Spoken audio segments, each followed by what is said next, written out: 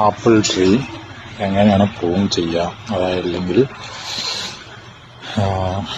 ഒരു കൊമ്പിൽ നിന്ന് തന്നെ ഒരു 3-4 കൊമ്പ് എങ്ങനെയാണ് വരാൻ വേണ്ടി കട്ട് ചെയ്യാമെന്ന് കാണിച്ചു തരാം. ഞാനിതിന് മുമ്പൊക്കെ കട്ട് ചെയ്തപ്പോൾ ഒറ്റ കൊമ്പ് തന്നെയാണ് പിന്നെയും മുളച്ച് വരിക, ശാഖകൾ ഒറ്റ ശാഖ തന്നെയാണ് മുളച്ച് വന്നുകൊണ്ടിരുന്നത്. പിന്നെ ഞാനിപ്പോൾ ചെയ്ത് എനിക്കിപ്പോൾ മനസ്സിലായി എങ്ങനെയാണ് 3-4 ശാഖകൾ വളരാൻ വേണ്ടി എങ്ങനെയാണ് കട്ട് ചെയ്യേണ്ടതെന്ന് കാണിച്ചു തരാം. ഇതിലിപ്പോൾ 3 ശാഖ വളർന്നു, ഇതിൽ 4 എണ്ണം വളരുന്നുണ്ട്. 1, 2, 3, 4 എന്നാണ്. പക്ഷെ ഇതിന് മുമ്പൊക്കെ ഞാൻ ചെയ്ത് കഴിഞ്ഞപ്പോഴും ഒറ്റൊരു ശാഖ തന്നെയാണ്. ഇവിടെയൊക്കെ ചെയ്തതാണ്, ഇവിടെയും ചെയ്തിട്ടുണ്ട്. പക്ഷെ ഒറ്റൊന്നേ വന്നത്. ഞാൻ നിൽക്കുന്ന ഒരു കൊമ്പിൻ്റെ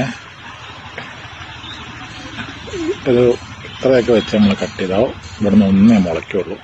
പക്ഷെ നമ്മൾ ഏകദേശം മൂക്കാമത്തെ സൈഡ് വെച്ച് ഇവിടെയൊക്കെ വെച്ചാണ് കട്ട് ചെയ്യണമെങ്കിൽ നമുക്ക് 3-4 ശാഖകളായിട്ട് വളർന്നു കിട്ടും. അങ്ങനെയാണ് ഇപ്പോൾ ഇത് കിട്ടിയത്.